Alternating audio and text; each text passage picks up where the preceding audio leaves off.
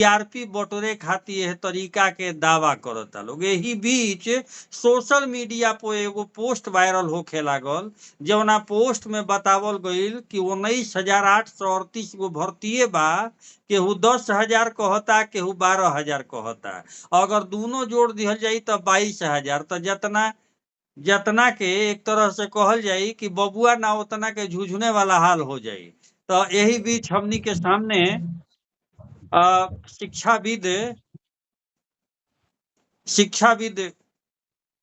हमनी के सामने शिक्षाविद बानी कुमार विजय जी। तब कुमार विजय जी से बातचीत कल जाई। भैया कैसन बानी? ठीक बात, तू लोग भी ठीक बड़ा भाई। सुननी हनो? हाँ, हम सब सुननी है। खेसारी हमें रोशन, पवन हमें खान। देखा ये सब जो आग लगा पटना में गुरु रहमान भी जो बोलने बड़ा ठीके बा, लेकिन जो सबसे बड़ा मूल समस्या, मूल पॉइंट बा कि बिहार में कोचिंग एक्ट 2010 में ही पारित भई रहे, और उस एक्ट में बहुत सारा नियम कानून रहे। वो घड़ी भी पटना में बहुत बड़ा हंगामा भई रहे, और उस हंगामा में तुरंत सरकार कानून ले लस और विधानसभा से पारित करवा दिलस।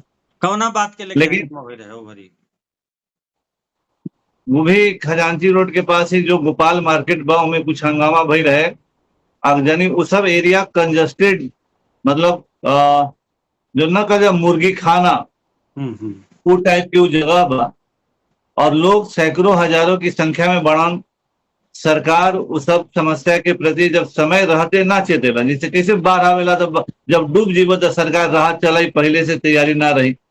वही तरह के कोचिंग के भी हालत बा। उ सब इलाका बहुत ही कंजस्टेड इलाका बा। प्लस अभी के जो समस्या बा ये अलग तरह के बा।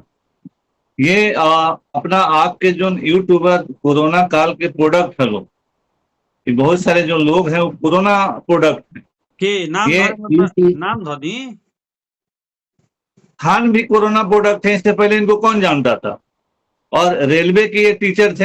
अच्छा, कम से कम रोशन कुमार दरोगा सिपाही पढ़ा रहे हैं तो वो आईएएस नहीं पढ़ा रहे हैं, वो आईआईटी मेडिकल नहीं पढ़ा रहे हैं।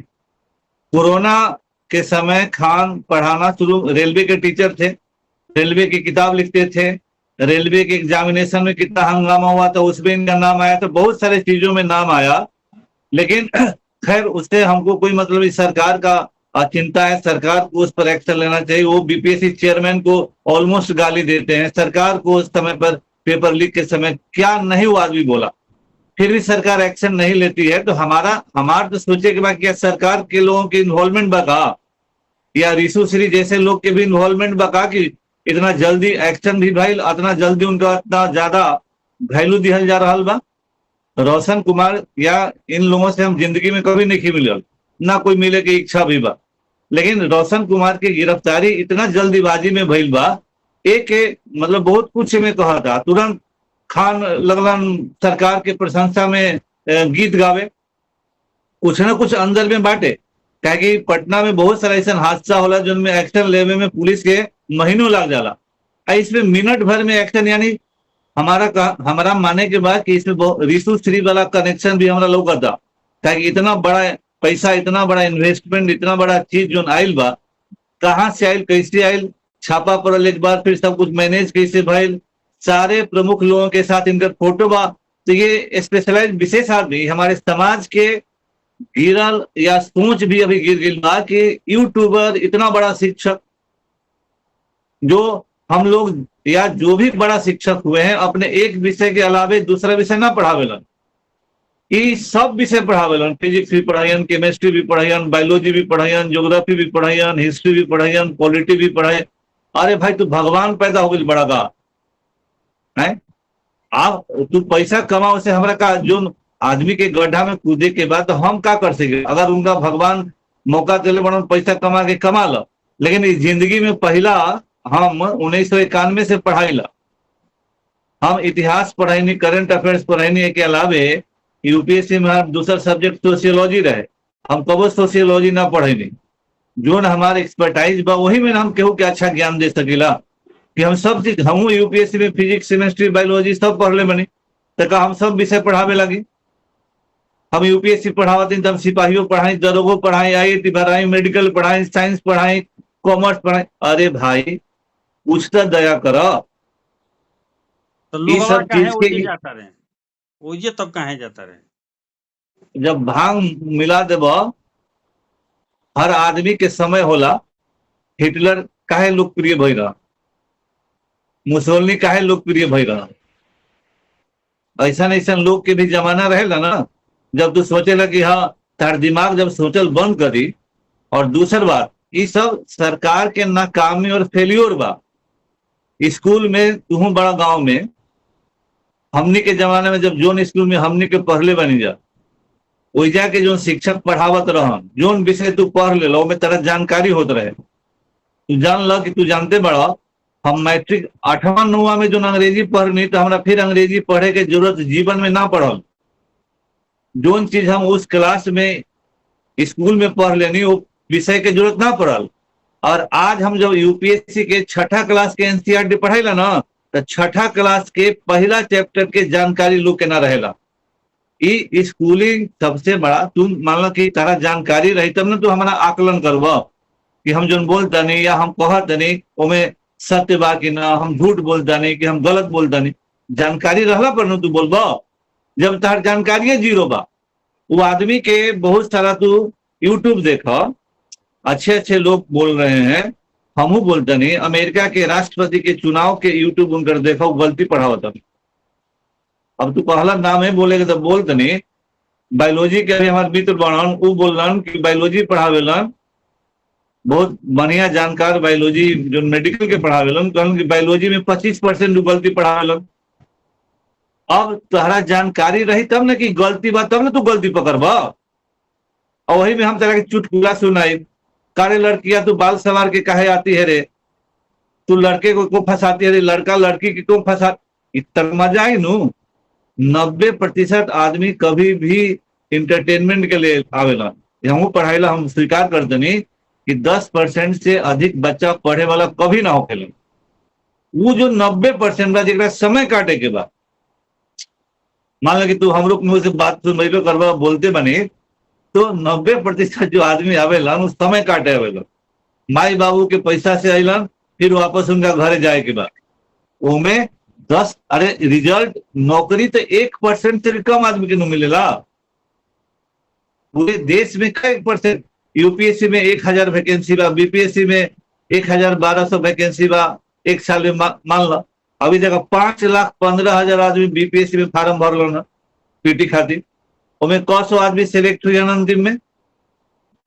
वही तरह से खैर रेलवे में ज्यादा नौकरी आवेला, बैंकिंग में ज्यादा नौकरी आवेला, सिपाही में। अब देखा सिपाही तो कहला न पहला जो बा 19,000, ये हमारे सरकार का फेल्योर है। Central consumer authority of India 46 coaching, 46 Delhi के और इधर उधर के कोचिंग पर दंड लगाया है। ये central consumer authority of India के साइट पर जाके देखिए, हम नहीं कह रहे हैं, वहां साइट पर जाके देखिए। साइट पर लिखा हुआ है कि 46 जो में हो बड़का यूट्यूबर बना नू, जिनका नाम दुनिया भगवान के तरह लेवल है, हिंदी वालू, उनकरा पर 7 लाख या 5 लाख दंड लगल बा फॉल्स एंड मिसलीडिंग रिजल्ट अखबार में छापने के लिए, है ना।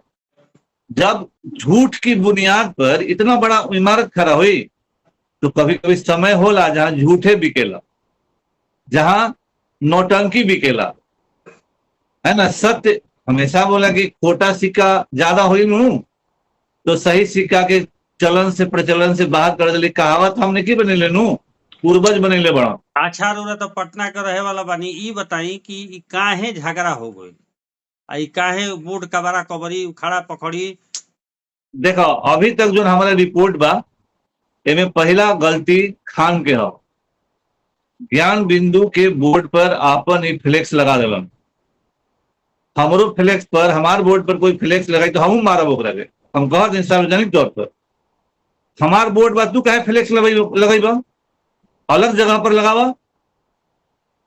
और 12,000 और 10,000 रिजल्ट, तो सरकार के पकड़ के दंडित करे के चाहिए। दोनों से पूछो कि तू 12,000 के तुम नाम लाओ और 10,000 जो कह रहे कि तू लाओ नाम लाओ, कहाँ तुम्हारा रिजल्ट है? तू झूठ क्यों बोल रहा है? तू अच्छा शिक्षक जरूर है, हमने के जो बड़न जो रिजल्ट भी बा वो ना लगाई जा। कोई शिक्षक के कोई स्टूडेंट कहे कि बड़ा बढ़िया शिक्षक बड़न, ये कौन सा जमाना आ गई? अभी तो हमने के अभी तो देख लो कब रोशन सर के कुल दरोगा पास भइल सन तो बुलेट दिले रहलन कब देखने है कि ना। ये सब गलत। देखिए ये बात के हम ना समझ, हम रोशन सर के गिरफ्तारी के हम विरोध कर देने, लेकिन रोशन भी जो तरीका अपनावेलन वो पढ़ाई शिक्षा के तरीका ना हो। वो एरिया में इसी तरह से नौटंकी ड्रामा चलेला, सब आदमी वही के मास्टर हो गए बड़न। अब बताओ कि एक क्लास रूम में कई गो लेकर बैठे के चाहिए? इस सरकार के मिली भगत हो या प्रशासन के मिली, हम सीधे आरोप लगाते नहीं कि सरकार के बड़े लोगों को ये लोग पैसे पहुंचा रहे हैं क्या? एक क्लासरूम में 1,000 स्टूडेंट कैसे बैठेगा? पढ़ सकता है क्या? कि संसार के कोनो विद्वान से पूछो, कोनो एक्सपर्ट से पूछो कि एक क्लासरूम में स्टैंडर्ड 40 से 60 सरकार का बनाया हो नियम, तो अब 1,000 लोगों को बैठने की अनुमति कैसे दे रहे भाई? बड़का हॉल होई, बराती पढ़ावा तरह की बराती है बराती ना हुआ पढ़ावल जला, जहां शिक्षक और स्टूडेंट के आई कांटेक्ट होना जरूरी होता है ऑफलाइन में। ऑनलाइन में तो 2 करोड़ पढ़ावा ना भाई, के रोका था? लेकिन सबके नियम न होला, तो स्कूल में कहे ना एक के हॉल बना दिया जला, काहे 50 को स्कूल खोलल बा? एक जगह स्कूल खोला, एक मास्टर के बैठा दो और सब 9वां 10वां के जिला भर के लेकर कोई जे पढ़ाओ, एक ऑनलाइन बैठा दो, कहला मास्टर रिक्रूट कर दो, एक जगह बैठाओ और पूरा बिहार के पढ़वा दो। अगर ऑनलाइन पढ़ाई इतने अच्छा बा तो सरकार के कितना पैसा बाची? सब मास्टरन के हटावा, पटना में वो हॉल बनावा, ऑनलाइन पूरा बिहार के पढ़ावा दिन भर। और एगो पोस्ट देखनी है जौना में लिखले बनी कि अगर रोशन के गिरफ्तारी होता तो इनको के गिरफ्तारी होके के चाहिए। एकदम होके के चाहिए। इस सारा मामला के जर ई बड़ा ओकरा बोर्ड पर यापन बैनर काहे लगेलन? और ई कौन मतलब कैसा आदमी बड़न कि इनका कहला? तू आज देखा तहरे थाना में तहरे ब्लॉक में हमरा एगो पैरवी करे में एसपी तक से कहे के पड़ जाला तबो न गिरफ्तारी नहीं क्यों होत। और जब मिनट भर में भारत के प्रधानमंत्री हवन कि मिनट भर में हम आरोप लगा देनी, हम लगेनी कि आरोप चंद्रशेखर हमरा से पैसा मांगलन है और ये हमरा पर आरोप तरह के गिरफ्तार हो जाई। रोशन ऑन स्पॉट रहन, हम आरोप लगा देवा तू गिरफ्तार कर लेबा का है? बवाल क्लाउड बहुत बड़ा बा। बवाल रोके खातिर 10 20 5 10 हजार ओकर छात्र पढ़त रहे खान सर के और कहीं रोड पे उतर जी हैं ऑफलाइन जान ला तरह सूचना से ऑफलाइन में रोशन के छात्र खान से ज्यादा बढ़न, ऑनलाइन में खान के ज्यादा बढ़न, लेकिन क्लासरूम में रोशन के छात्र भी कम संख्या में नहीं खाने जान लो। लेकिन जिंदाबाद के नारा तो लागे लागल, खान सर के स्टूडेंट बैठ गए रोड पे अगला दिन और खान सर जिंदाबाद वो बुला दी तब का हुई बताओ? वो बुला दी। इस शिक्षण के माहौल है, शिक्षा के लिए जिंदाबाद मुर्दाबाद हुई। गिरफ्तार भइलन रोशन और जिंदाबाद नारा लगा था खान के, बेउर जेल गए रोशन, बेउर जेल जिंदाबाद के नारा लगी खान के। हम देखो हम ये नहीं कहत कि क्या है पैसा कमाओ, कोई नाटके करके पैसा कमाई तो हम रोके नहीं जा, लेकिन शिक्षा के जो स्तर इसी पटना में विनय कंठ पढ़ाते थे, विजय कुमार ठाकुर पढ़ाते थे, रासबिहारी बाबू पढ़ाते थे, बलराम तिवारी जी पढ़ाते थे, साइंस में केसी सिन्हा थे, ये कितने एम करीम थे जो आदमी वास्तव में पढ़ा के लोगन के आईआईटी बनेलक। आज अभी आईआईटी के रिजल्ट आयल है ना, पूछा कि खान के कॉल इंस्टीट्यूट से कई वो आईआईटी भइलन। बिहार खान छोड़ देना, कोचिंग के संख्या इतना बढ़ गई आईएएस के रिजल्ट में पटना प्रॉपर से कितने लोग कर रहे हैं? आईआईटी मेडिकल में पटना प्रॉपर से कितने लोग कर रहे हैं? काहे निखन करत? और पहले के जमाना में 2-4 गो कोचिंग रहे, और जैसे ही यूपीएससी के रिजल्ट आवत रहे, बिहार के पटना के अशोक राजपथ में लोग दिया लेके खोजत कहाँ रिजल्ट बा, और लोग के होत रहे, खुशी मनत रहे, कोई दुखी होत रहे। आज इस सब माहौल पटना में खत्म हो गई, क्योंकि पढ़ाई और पढ़ाई शिक्षा करता है, ब्रांड नहीं। शिक्षक सामने से पढ़ाई करता है। यही पटना, यही बिहार, जहां वेदों की रचना हुई, उपनिषदों की रचना हुई, जहां चाणक्य हुए, एक से एक विद्वान हुए। वो विद्वान एसी चैम्बर में सुपर स्टार 5 स्टार ना बन रहा। शिक्षा के मतलब शिक्षक और स्टूडेंट होला। नाच गाना नौटंकी ड्रामा ना होखेला।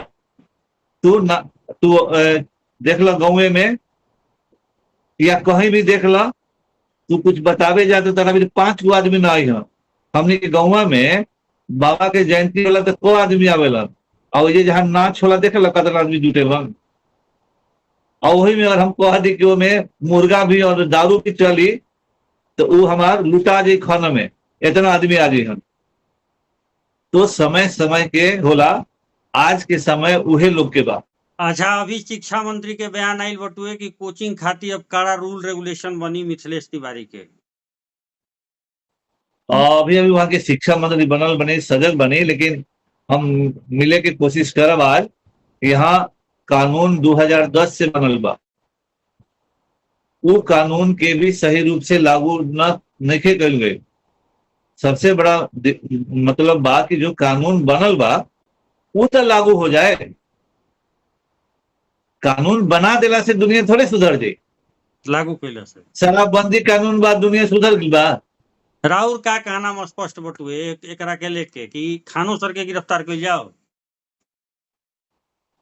इस मामला में दोनों या गिरफ्तार दोनों को करना चाहिए था, नहीं तो जांच करते, मामला सुलझाते। इतना बड़ा मामला ना रहे, या हो सकेला कि अंदर से सब मिलल होखन से अपन अपन पब्लिसिटी खातिर, इहो हो सकेला। काहे इतना बड़ा मामला ना रहे। ई प्रशासन के का मतलब होकेला, एमे का दिक्कत रहे? बैठ के 5 मिनट में मामला सलट जाए। तू अपन पढ़ावा, तू अपन पढ़ावा, एक दूसरे में इंटरफेयर मत कर। गाँव में क्या होला, झगड़ा होला तो ये न होखेला के भाई तू अपना घरे रह, तू अपना घरे रह, तू इनका मत बोला तारा, वो ना बोली हम। ये करे में क्या दिक्कत रहे? तो खान के तो आप वीवीआईपी बना दिए। कल के तारीख में अगर कहीं कुछ होता है और पुलिस एक्शन नहीं लेगी तो आप ही पर सवाल उठेगा कि खान कौन वीआईपी है भाई?